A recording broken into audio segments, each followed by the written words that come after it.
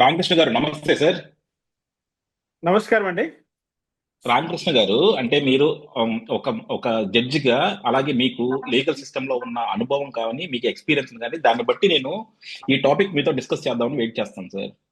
ఎందుకంటే కొమ్మినేని శ్రీనివాసరావు గారిని అరెస్ట్ ని తెలుగుదేశం వాళ్ళు, అలాగే మన ఆంధ్రప్రదేశ్ సమాజం కూడా డెఫినెట్ గా చాలా హర్షించింది. ఇలాంటి వాళ్ళు, ఇలాంటి ఘాటు వ్యాఖ్యలు చేసే వాళ్ళకి శిక్ష పడాలి, డెఫినెట్ గా ఇలా నియంత్రించాలని చెప్పి ప్రజలందరూ కూడా అనుకుంటున్నారు. అందులో ఎటువంటి డౌట్ లేదు. అలాగే ఎప్పుడైతే మాకు ఇక్కడ లోవర్ కోర్టులు రిమాండ్ కి పంపించినాయో, 14 days రిమాండ్ కి, సో డెఫినెట్ గా మంచి పని చేసినాయి. అలాగే ఇలాంటి వాళ్ళని కనుక ఇలా కనుక రిమాండ్ పంపిస్తే రేపు పొద్దున ఎవరైనా సరే మాట తోలటానికి కానీ, ఇలాంటి విష ప్రచారాలు చేయడానికి కానీ భయపడతారని అందరూ అనుకుంటా ఉన్నారు. కానీ కట్ చేస్తే సుప్రీంకోర్టులోకి వెళ్ళేదలికి, సుప్రీంకోర్టులోనేమో ఇక్కడ ఎవరైతే పోలీసులు అరెస్ట్ చేశారో వాళ్ళని చివాట్లు పెట్టడం కావచ్చు, గవర్నమెంట్ చివాట్లు పెట్టడం కావచ్చు, అన్ని కూడా చూస్తే మాత్రం ఇది అప్రజాస్వామికంగా అరెస్ట్ చేశారు. అలాగే దీన్ని అనవసరంగా, అంటే ఆ యాంకర్ని అరెస్ట్ చేయక్కర్లేదు అని చెప్పి వైఎస్ఆర్సీపీ వాళ్ళకి సపోర్ట్ వచ్చేలాగా జడ్జి గారి మాటలు కానీ, లేకపోతే తర్వాత ప్రొజెక్షన్ కానీ అంతా జరిగింది. ఇక్కడ తప్పు ఎక్కడ జరిగిందంటారు సార్? అంటే అనవసరంగా టీడీపీ వాళ్ళు, లేకపోతే ఇప్పుడు ఉన్న ప్రభుత్వం కక్ష కట్టి శ్రీనివాసరావుని అరెస్ట్ చేశారా? లేదంటే ఇప్పుడు మనకి ఇక్కడ జనరల్ గా కూడా ప్రతి ఒక్కళ్ళు చెప్తా ఉంటారు, సుప్రీంకోర్టుకి వెళ్ళినా సరే ఫస్ట్ మీరు లోయర్ కోర్టులోకి వెళ్ళండి, అక్కడ రిజెక్షన్ వస్తే మా దగ్గరికి రండి అంటారు. కానీ జగన్మోహన్ రెడ్డి ప్రతి కేసు డైరెక్ట్ గా సుప్రీంకోర్టులో బెయిల్ ఎందుకు వస్తుంది? మిగతా వాళ్ళకి జగన్మోహన్ రెడ్డికి ఉన్న తేడా ఏంటి ఇక్కడ? అసలు నాకు అర్థం కావట్లేదు ఇది. శ్రీ గారు, ఉమ్, ఇక్కడ జగన్మోహన్ రెడ్డికి మిగిలినటువంటి వ్యక్తులకు తేడా ఏమిటి సుప్రీంకోర్టులో అని ఒక్కసారి మనం చెప్పుకోదలిస్తే, ఈ దేశంలో భ్రష్టు పట్టిపోయిన వ్యవస్థల్లో మొదటి స్థానంలో రాజకీయ వ్యవస్థ ఉంటే, రెండో స్థానంలో న్యాయ వ్యవస్థ ఉందని అంటున్నారు ఈ రోజుల్లో. ఇక్కడ ఏంటంటే ముఖ్యంగా కొమ్మినేని శ్రీనివాసరావుని అరెస్ట్ చేయడం అన్యాయమా, అప్రజాస్వామికమా? కొమ్మినేని శ్రీనివాసరావుకి బెయిల్ మీద విడుదల చేయడం అన్యాయమా, అప్రజాస్వామికమా? ఇక్కడ అరెస్ట్ అయిన ప్రతి వ్యక్తికి బెయిల్ ఇవ్వడం అన్నది ఆనవాయితీ. ఇక్కడ మనము సుప్రీంకోర్టు ఎందుకు బెయిల్ ఇవ్వాల్సి వచ్చింది అని ఒక్కసారి మనం గమనించినట్లయితే,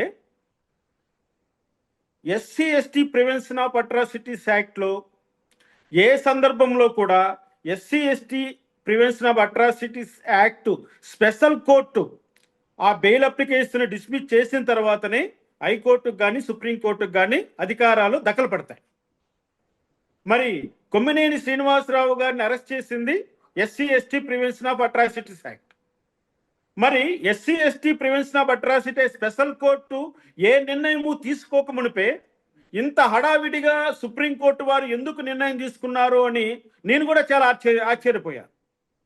సుప్రీంకోర్టు వాళ్ళు ఈ విధంగా ఎందుకు వ్యవహరించారు అని ఆ జడ్జిమెంట్ ఇచ్చినటువంటి జడ్జిలు ఎవరబ్బా అని ఒకసారి చూస్తే ప్రశాంత్ కుమార్ మిశ్రా గారు, మరి ఇంకొక జడ్జి గారు ఉన్నారు. ప్రశాంత్ కుమార్ మిశ్రా గారు ఆంధ్రప్రదేశ్లో చీఫ్ జస్టిస్గా పనిచేశారు. ఆంధ్రప్రదేశ్లో చీఫ్ జస్టిస్గా పనిచేస్తూ జగన్మోహన్ రెడ్డి ముఖ్యమంత్రిగా ఉండగా అతను పైరవీలు చేసి సుప్రీంకోర్టు జడ్జి అయ్యాడన్నటువంటి ఆరోపణలు కూడా ఆ రోజుల్లో చాలా ఉన్నాయి. ఆయన ఎలివేషన్ కోసం జగన్మోహన్ రెడ్డి చాలా చేశాడు ముఖ్యమంత్రిగా అని కూడా చాలా వరకు చెప్పుకున్నాం. అందులో వాస్తవం ఉందా అవాస్తవం ఉందా అని పక్కన పెడితే మాత్రం ఈరోజు SC ST prevention of atrocity act ప్రకారము ఎస్సీ ఎస్టీ ప్రివెన్షన్ యాక్ట్లో ఉన్నటువంటి స్పెషల్ కోర్టుకు దఖలుపడిన అధికారాలను సుప్రీంకోర్టు తొంగలో తొక్కడమే నేను ఆక్షేపిస్తున్నా. ఎందుకు ఇంక ఎస్సీ ఎస్టీ ప్రివెన్షన్ యాక్ట్ ఎత్తేయండి, స్పెషల్ కోర్టు ఎందుకు, స్పెషల్ ప్రొసీజర్ ఎందుకు? దాన్ని రద్దు చేస్తే పోతుంది కదా. ఎన్నో చట్టాలు రద్దు చేస్తున్నారు. అందులో భాగంగా ఈ యొక్క SC ST prevention of atrocity రద్దు చేసేయండి. తర్వాత సుప్రీంకోర్టు వాళ్ళు ఏ విధంగా అయినా ప్రవర్తించవచ్చు, హైకోర్టు వాళ్ళు ఏ విధంగా ప్రవర్తించవచ్చు, జిల్లా కోర్టు వాళ్ళు ఏ విధంగా ప్రవర్తించవచ్చు, ఏ విధమైన ఆర్డర్స్ అయినా ఇవ్వచ్చు. మేమంతా ఎందుకు నమ్మకం పెట్టుకోవాలి ఆ చట్టం పైన? ఇంకా అలాగే సార్, నాకు ఇక్కడ చిన్న అంటే నా క్లారిఫికేషన్ కోసం, అంటే ఆల్రెడీ కింద కోర్టే ఇది ఎస్సీ ఎస్టీ కేసు కింద చెల్లదు, సో ఎస్సీ ఎస్టీ కేసు నుంచి మినహాయించండి అని చెప్పారన్నారు కదా సార్. ఇక్కడ ఎస్సీ ఎస్టీ కోర్టు చెల్లదు అని ఏమైనా తీర్పు చెప్పిందా? ఆయన రిమాండ్ చేసింది ఏ సెక్షన్స్ కింద పెట్టారు? రిమాండ్ రిపోర్ట్ రిటర్న్ చేశారా? రిమాండ్ రిపోర్ట్ రిటర్న్ చేయలేదు కదా. మళ్ళీ స్పెషల్ రిమాండ్ రిపోర్ట్ తయారు చేసి పెట్టలేదు కదా. ఇక్కడ నేను అడుగుతున్నది ఏంటంటే, ఎఫ్ఐఆర్ అన్నది ఒక ప్రావిజన్ కింద రిజిస్టర్ అయిన తర్వాత అది అప్లికబుల్ అవుతుందా కాదా అని మెజిస్ట్రేట్ గారు చూడొచ్చు. ఆ సెక్షన్స్ అప్లికబుల్ అవుతాయా లేదా అని చూడొచ్చు. మరి ఎస్సీ ఎస్టీ అట్రాసిటీస్ యాక్ట్ రాకున్నప్పుడు అప్పుడు కొమ్మినేని గారిని అక్కడికక్కడ విడుదల చేయాలి కదా కోర్టు. ఒక ఎస్సీ ఎస్టీ యాక్ట్ కాకుండా ఇంకా మిగిలిన ప్రావిజన్లో పార్టీ 1 సిఆర్పిసి నోటీస్ ఇవ్వాలని అంటున్నారు కదా. ఇక్కడ నేను అంటున్నది ఏంటంటే, ఈరోజు కూటమి ప్రభుత్వానికి న్యాయ వ్యవస్థలో ఒక అప్రతిష్ట అన్నది కలిగిందా లేదా? ఈరోజు కొమ్మినేని అరెస్ట్ చేసింది తప్పు అని ఇప్పుడు కోర్టు చెప్పింది అంటే అది కూటమి ప్రభుత్వానికి చెంపపెట్ట కాదా? అటువంటి తప్పుడు వ్యవహారాలు ఎందుకు చేయాలి కూటమి ప్రభుత్వము? ఆ మాత్రం జాగ్రత్తలు తీసుకోకపోతే ఎలా? లోకేష్ గారు మాట్లాడారు, చంద్రబాబు నాయుడు గారు మాట్లాడారు, ప్రతి ఒక్క తెలుగుదేశం ప్రామినెంట్ లీడర్ మాట్లాడారు. దానిపైన విస్తృతమైనటువంటి చర్చలు జరిగాయి, డిబేట్లు జరిగాయి. మరి ఈరోజు సుప్రీంకోర్టు ఆ విధమైనటువంటి మాటలు మాట్లాడినప్పుడు అది రాష్ట్ర ప్రభుత్వానికి, కూటమి ప్రభుత్వానికి అది ఒక చెంపపెట్టుగా అవునా కాదా? మరి అటువంటప్పుడు అరెస్ట్ చేసేటప్పుడు జాగ్రత్తలు తీసుకోవాలి కదా. లేదా హైకోర్టులోనూ సుప్రీంకోర్టులోనూ వాళ్ళు వెళ్తున్నారని తెలిసిన తర్వాత కమిటీ పిటిషన్ వేయడమో లేకపోతే అపోజ్ చేయడమో చేశారు. రాష్ట్ర ప్రభుత్వం తరపున ఢిల్లీలో ఉన్నటువంటి న్యాయవాదులు అటెండ్ అవుతున్నారు. కానీ పెద్దిరెడ్డి మిథున్ రెడ్డికి బెయిల్ వచ్చేసింది, కొమ్మినేని శ్రీనివాసరావుకి బెయిల్ వచ్చేసింది, బెయిల్స్ వస్తున్నాయి జగన్మోహన్ రెడ్డి బ్యాచ్ కంతా. ఇప్పుడు చంద్రబాబు నాయుడు గారు కూడా ఎందుకు భయపడుతున్నారు జగన్మోహన్ రెడ్డి అరెస్ట్ చేయడానికి? నేను ఇట్లా అరెస్ట్ చేస్తే ఆయన ఆ విధంగా బెయిల్ మీద వచ్చేస్తాడు, మళ్ళీ నాకు ఇబ్బందికరమైన పరిస్థితులు ఎదురవుతాయని చంద్రబాబు నాయుడు ఈరోజు భయపడుతున్నాడు. అంటే ఏంటి? మీరు న్యాయ ప్రక్రియను సక్రమైన పద్ధతిలో వినియోగించాలి.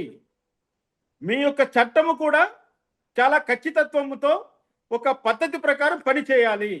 ఏదో ప్రజలకు ఏదో నమ్మకం కుదిరించాలి, ప్రజల దృష్టిలో ఉండాలి, ప్రజలు అనుకుంటే చాలు, మేము చర్యలు తీసుకున్నామని ప్రజలు భావిస్తే చాలు, ఆ చర్యలు అది తగ్గట్టుగా ఉన్నాయా లేకపోతే మనము ఖచ్చితంగా చేస్తున్నామా, మనస్ఫూర్తిగా చేస్తున్నామా, వీటన్నిటిని పక్కనుంటే చాలని భావించి కూటమి ప్రభుత్వం ఏదైనా చేస్తే ఈ విధమైనటువంటి ఫలితాలు ఉంటాయండి. కాకపోతే ఇక్కడ మనం దీన్ని ఎలా చూడాలి సార్ అంటే, ఇప్పుడు నిజంగా సుప్రీంకోర్టు దానికి బెయిల్ ఇవ్వటం కానీ, సుప్రీంకోర్టు కూటమి ప్రభుత్వానికి లేకపోతే పోలీస్ వ్యవస్థకి చివాట్లు పెట్టడం కానీ మనం ఎలా చూడాలి? ఎందుకంటే డెఫినెట్ గా వాళ్ళు ఒక ప్రాంతం మీద, ఒక వర్గం మీద విషం చిమ్ముతున్నారు అన్నది అయితే నిజం. అలాంటిది వీళ్ళు ఎస్టాబ్లిష్ చేయలేదంటారా? లేకపోతే బిగ్గర్ పిక్చర్ లో సుప్రీంకోర్టు వాళ్ళు ఈ చూడట్లేదంటారా? ఎందుకంటే మనకు అమరావతి మీద కుట్ర చేయడం అనేది వైఎస్ఆర్సీపీ వాళ్ళు, సాక్షి మీడియా కొత్త కాదు. గత 5 సంవత్సరాల్లో వాళ్ళు ప్రతిపక్షంలో ఉన్నప్పుడు ఎంత కుట్రలు చేశారో మనం చూసాము. వాళ్ళు తర్వాత 5 సంవత్సరాల్లో దాన్ని ఎంత నిర్వీర్యం చేసేవాళ్ళో చూసాము. సో అటువంటి వాళ్ళు నోటెమట అది ఒక వేషల రాజధాని అనే మాట వచ్చిందంటే అది ఊరికే వచ్చి ఉండదు కదా, దాని వెనకాల కుట్ర కోణం ఉంటుంది కదా. ఆ కుట్ర కోణాన్ని ఛేదించడానికి ప్రభుత్వానికి కానీ, పోలీస్ వ్యవస్థ కానీ సుప్రీంకోర్టు ఎందుకు సహకరించలేదంటారు సార్? ఇక్కడ ఒకటి గమనించాలండి, విశాలమైన భారతదేశంలో అమరావతి ప్రాంతం అనేది ఒక చిన్న ప్రాంతం అనుకోండి. ఎగ్జాక్ట్లీ. పైగా సుప్రీంకోర్టు వాళ్ళ మనో సంకల్పం ఏ విధంగా ఉంది? నీకు ఇష్టం వచ్చినంతో వెళ్ళిపో, నీ ఇష్టం వచ్చినంతో పిల్లలు కను, ఆ పిల్లలకు నేను తాలిగట్టిన మొగుడు బాధ్యత ఇస్తాడు అని తీర్పులు ఇస్తున్నటువంటి న్యాయస్థానాలు ఉన్నప్పుడు ఇక్కడ వేశ్యలు అంటే ఏంటి? ఇంకో మాట వాడితే వాళ్ళకు బాధ ఏమనిపిస్తుంది? న్యాయమూర్తులకు కూడా ఆ వేశ్యలు అన్నారు అన్న దానికి ఇక్కడ ఇబ్బందికరమైన పరిస్థితి ఏమొస్తుంది సుప్రీంకోర్టులో? ఇక్కడ అమరావతి ప్రాంత మహిళల మనోభావాలు దెబ్బతిన్నాయని మనం అనుకోవాలే కానీ ఢిల్లీ వాళ్ళు ఎందుకు అనుకుంటారండి? ఢిల్లీలో ఏ విధంగా ఉంటుంది వ్యవహారం చూడండి. నేను అదే అంటున్నా, ఏ స్త్రీ అయినా తనకి ఇష్టం వచ్చిన వాళ్ళతో వెళ్ళిపోవచ్చు, తనకి ఇష్టం వచ్చిన వాళ్ళతో పిల్లలు కనొచ్చు, కానీ ఆ పిల్లలకు తండ్రిగా ఉండాల్సిన బాధ్యత తాళి కట్టినోడిది అంటుంది. ఇంతకంటే వ్యభిచారం ఇంకేంది కావాలి? వ్యభిచారాన్ని సమర్థించడంలో ఇంతకంటే ఇంకా ఏం కావాలి మనకు? కాబట్టి సుప్రీంకోర్టు వాళ్ళు ఏమి తీర్పిచ్చారు, అది వైసీపీ వాళ్లకు పండగ అయినా లేకపోతే వాళ్ళు విజయోత్సవాలు చేసుకున్నా, వాళ్ళు ఎగిరిగిరి పడ్డా కూడా ఇక్కడ బాధపడవలసిన అవసరం లేదు. ఎందుకంటే అది సుప్రీంకోర్టు కాబట్టి, సుప్రీంకోర్టు తీర్పు కాబట్టి మనం ఎవరు కూడా దాన్ని ధిక్కరించడానికి లేదు, కాదనడానికి లేదు. వాళ్ళు ఇచ్చింది మనం తీసుకోవాలి. కానీ ప్రజాక్షేత్రములో ప్రజల మనస్సులో వైసీపీ పార్టీకి భూస్థాపితం జరిగిపోయింది. ప్రతి మహిళ కూడా ఈరోజు వైసీపీ నాయకులు మాట్లాడిన మాటలకు చాలా హర్ట్ అయి ఉన్నారు. ఏ మహిళ కూడా వాళ్ళని క్షమించదు. న్యాయస్థానాలు క్షమించేస్తున్నాయి, న్యాయస్థానాలు ఇడిచిపెట్టేస్తున్నాయంటే ఇడిచిపెట్టని. భారత రాజ్యాంగము న్యాయస్థానాలకు అటువంటి అధికారం ఇచ్చింది. వాళ్ళ అధికారాన్ని సక్రమంగా వినియోగిస్తారా, అక్రమంగా వినియోగిస్తారా, నోట్ల కట్టలను ఇండ్లలో పెట్టి కాల్చేస్తారా, వదిలేసేద్దాం. కానీ ప్రజాక్షేత్రంలో జగన్మోహన్ రెడ్డికి చీత్కారం ఎదురైంది. ప్రజలు చీత్కరిస్తున్నారు. ముఖ్యంగా మహిళలు ఆయన యొక్క పద్ధతిని వ్యతిరేకిస్తున్నారు. అది కూటమికి రక్షణగా ఉంటుంది.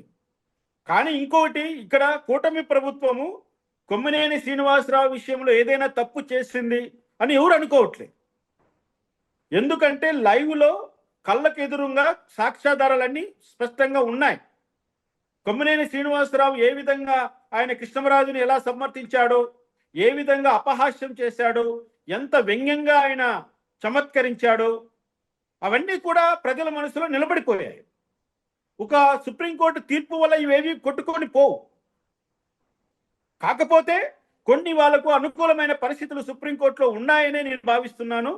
జగన్మోహన్ రెడ్డికి అటువంటి అనుకూలత ఉంది కాబట్టే ఆయన 12 సంవత్సరాలైనా కూడా ఆయన అక్రమాస్తుల కేసుల్లో కోర్టు మెట్లు ఎక్కలేదు, కోర్టు విచారణకు హాజరు కావట్లేదు, రమ్మని పిలిచే వాళ్ళు ఎవరు లేరు. అది ఏ మహత్యమో ప్రజలకంతా తెలిసిపోయింది. ఇంకా న్యాయస్థానాలను ఎలా గౌరవించాలి, న్యాయస్థానాల్లో ఎలా మనము నడుచుకోవాలి, ఈ వ్యవహారం అంతా కూడా ప్రజల్లో ఒక రకమైనటువంటి నిర్లిప్త భావానికి దారితీసింది. ఒక జగన్మోహన్ రెడ్డి వల్లే రాజ్యాంగ వ్యవస్థలన్నీ భ్రష్టు పెట్టిపోయాయన్నది ఎంత వాస్తవమో అందరికీ తెలిసిపోయింది. అది న్యాయ వ్యవస్థ కూడా దానికి మినహాయింపు కాదు. ఇక్కడ బెయిల్ ఇవ్వడము తప్ప ఒప్ప అని మనం పక్కన పెడితే, కొమ్మినేని శ్రీనివాసరావు మహిళల పట్ల, ముఖ్యంగా అమరావతి మహిళా రైతుల పట్ల మాట్లాడిన ప్రతి మాట ఆక్షేపణీయమే. ఆయన తప్పు చేశాడన్నది నిరూపితమే. కానీ నాకు మొత్తం జడ్జిమెంట్లో ఒకసారి ఒకటి చదివితే, అలా కామెంట్లో ఒకటి రాయితే నాకు బాధగా అనిపించిందండి. అంటే అలాంటి కామెంట్లు చేసినప్పుడు నవ్వినందుకు మీరు ఎలా శిక్షేస్తారు? మీరు కూడా కొన్ని ఆర్గ్యుమెంట్స్ చేస్తున్నప్పుడు మేము నవ్వుతాము, దానికి మాకు కూడా శిక్షేస్తారా?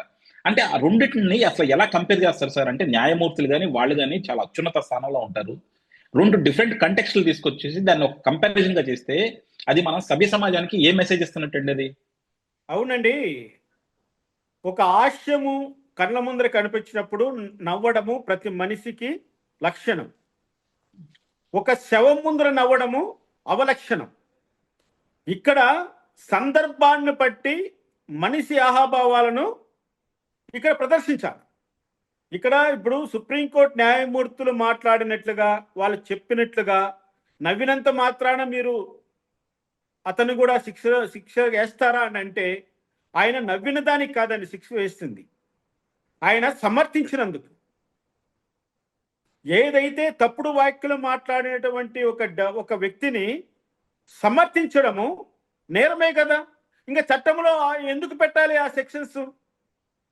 ఎందుకు ఉండాలి? అబెటర్స్ అని ఎందుకు పెట్టాలి? కామన్ ఇంటెన్షన్ అనే పదాలు ఎందుకు వాడాలి? ఐపీసీలో, బిఎన్ఎస్లో ఎందుకు వాడాలి కామన్ ఇంటెన్షన్ అనే పదము? కామన్ ఇంటెన్షన్ అనే పదం తీసేద్దాం. ఇంకా ఇక్కడ ఒకవేళ ఏమంటారంటే, ఒక హత్య జరిగిన చోట నువ్వు ఆ హత్యలో కత్తులు కటార్లు ఉపయోగించకపోయినప్పటికీ నువ్వు అక్కడ నిలబడుకొని నువ్వు ఇటురా నువ్వు అటురా అని సిగ్నల్ ఇచ్చినా కూడా ముద్దా అయిపోతాడు కదండి. ఇక్కడ ఈయన సిగ్నల్స్ ఇచ్చాడు కదా. అవును, ఆ సిగ్నలే నీకు అఫెన్స్ కదా. మరి అది అఫెన్స్ కాదని చెప్పితే అదే రేపొద్దున జడ్జిమెంట్ లా కూర్చుంటే ఇంక ఈ మిగతా వాటికి ఎంత ప్రమాదం ఒకసారి గమనించండి.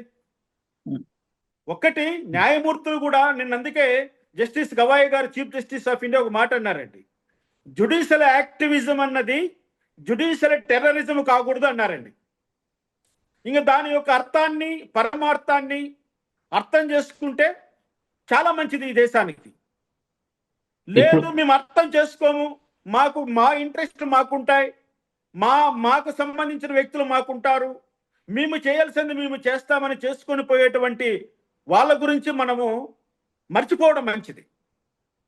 ఇప్పుడు కృష్ణరాజు గారికి కూడా అదే బెయిల్ వస్తుంది అంటారు సార్, ఎందుకంటే కొమ్మినేని తర్వాత కృష్ణరాజు గారు అరెస్ట్ అయ్యారు. సో డెఫినెట్ గా ఇప్పుడు కొమ్మినేనికి వచ్చింది కాబట్టి దీన్ని కూడా వీళ్ళు సుప్రీంకోర్టులో ఫైల్ చేసుకుంటారు. సో అక్కడ కృష్ణరాజు గారికి కూడా బెయిల్ వచ్చే అవకాశం ఉందంటారు సార్? ఇక్కడ ఈ ఈ కేసులో ఈ తీర్పులో వ్యాఖ్యానాలు చూసిన తర్వాత కృష్ణంరాజు కేసులో ఈ తీర్పు వర్తించదనే నేను చెప్తున్నాను. ఇక్కడ ఎందుకు ఈ మాట అంటున్నానంటే కృష్ణమరాజు ప్రైమ్ అక్యూజ్డ్గా ఎక్స్పోజ్ అయ్యాడు. కృష్ణమరాజే ఈ యొక్క మొత్తము నేరానికి బాధ్యత వహించవలసిన వ్యక్తిగా సుప్రీంకోర్టు ప్రొజెక్ట్ చేసింది. మరి ఆ వ్యక్తికి కూడా బెయిల్ ఇచ్చేసి వదిలిపెట్టేస్తాము మేము అని వాళ్ళు అంటే ఇంక మనం చేయగలిగింది ఏమీ లేదు. ఇంకా ప్రజా తీర్పే అంతిమ తీర్పు కావాలి. అదే నేను అంటున్నా, ప్రజా తీర్పు వేరు, న్యాయస్థానాలు ఇచ్చే తీర్పు వేరు. నేను ప్రజలకు ఒకటే చెప్తున్నా, కొమ్మినేని శ్రీనివాసరావు, ఈ కృష్ణమురాజు అనే వ్యక్తులు అమరావతి మహిళా రైతుల పట్ల మాట్లాడిన ప్రతి మాట నేరమే. న్యాయస్థానాలు వదిలిపెట్టినా ప్రజలు వదిలిపెట్టారు. ఇది మాత్రం డెఫినెట్ సార్. ఇది నా ఫైనల్ గా నేను చెప్పదలుచుకున్నది. యా, మీ క్లోజింగ్ రిమార్క్స్ మాత్రం పర్ఫెక్ట్ గా ఉన్నాయి సార్. ఎందుకంటే డెఫినెట్ గా ప్రజాక్షేత్రంలో మాత్రం దాని మీద చాలా వ్యతిరేకత వచ్చింది. సో అలాగే అది అమరావతి రైతులే కాదు, మిగతా వాళ్ళందరూ కూడా ఒక ఆడవాళ్ళని లేకపోతే ఒక రాజధానిని అంతగా దోషనాడటం మాత్రం ప్రజలు యాక్సెప్ట్ చేయట్లా. ఇప్పుడు కోర్టులు అంటారా, దానికి డిఫరెంట్ డైమెన్షన్స్ ఉంటాయి. బట్ ప్రజాక్షేత్రంలో మాత్రం డెఫినెట్ గా ఇది వైఎస్ఆర్సీపీకి చాలా పెద్ద దెబ్బే తగిలింది సార్. యా, థ్యాంక్ యూ అండి. Thank you very much sir. Thank you. Thank you sir.